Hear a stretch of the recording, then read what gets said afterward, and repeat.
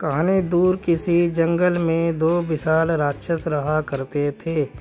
पहले राक्षस का नाम सुंदर और दूसरे राक्षस का नाम उपसुंदर था। वह दोनों राक्षस सगे भाई थे।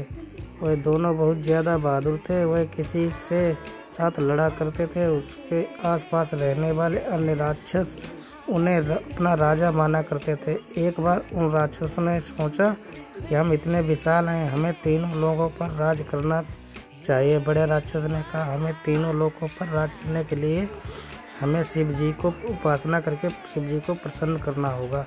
बड़े भाई के इस बात को मानकर छोटे और बड़े राक्षस जी शिव उपासना करना शुरू कर दिया। उनकी उपासना कई वर्षों तक चलती रही। फिर वह भी एक दिन आया जब शिव जी उनकी तपस्या से खुश होकर उनके सामने आ गए। शिव जी ने कहा, भक्त, मैं तुम्हारी तपस्या से प्रसन्न हुआ। तुम्हें जो कुछ भी मांगना है मांगो, मैं तुम्हें जरूर दूंगा। राक्षसों के मन स्वार्थ जाग गया। राक्षसों ने शिव जी से तीनों लोगों पर अधिकार मांगने के स्थान पर शिव जी से पार्वती जी को ही मांग लिया।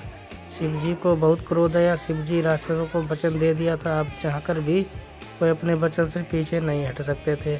अंत में शिव जी ने पार्वती को उन राक्षसों के हवाले कर दिया। पार्वती को पाकर दोनों राक्षस कुछ देर ही खुश रह पाए।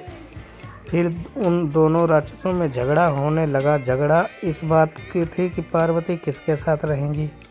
उनका झगड़ा बढ़ता ही जा रहा था। दूर से शिव जी इनके झगड़े को देख रहे थे। राक्षसों ने सोचा, क्यों ना हम किसी दूसरे से इस मामले को हल करने को कहें। शिव जी के लिए अच्छा मौका था। शिव जी तुरंत एक साधु का रूप लेकर राक्षसों के पास से गुजरने लगे। राक्षसों ने साधु को रोका और अपने झगड़े का पूरा कारण बताया। साधु ने जब दोनों राक्षसों की बात को सुन लिया, फिर बोले, इस समस्या का हल बस एक ही है। पहले आप दोनों को खुद में युद्ध करना होगा। जो इस युद्ध में विजय होगा उसके साथ ही पार्वती जाएंगी। साधु की बात को सुनने के बाद तुरंत दोनों राक्षस आपस में युद्ध करने लगे। वह दोनों राक्षस ही एक दूसरे के सामने काफ़ी मजबूत थे। कुछ समय युद्ध के बाद दोनों राक्षस अपनी जान को गंवा बैठे।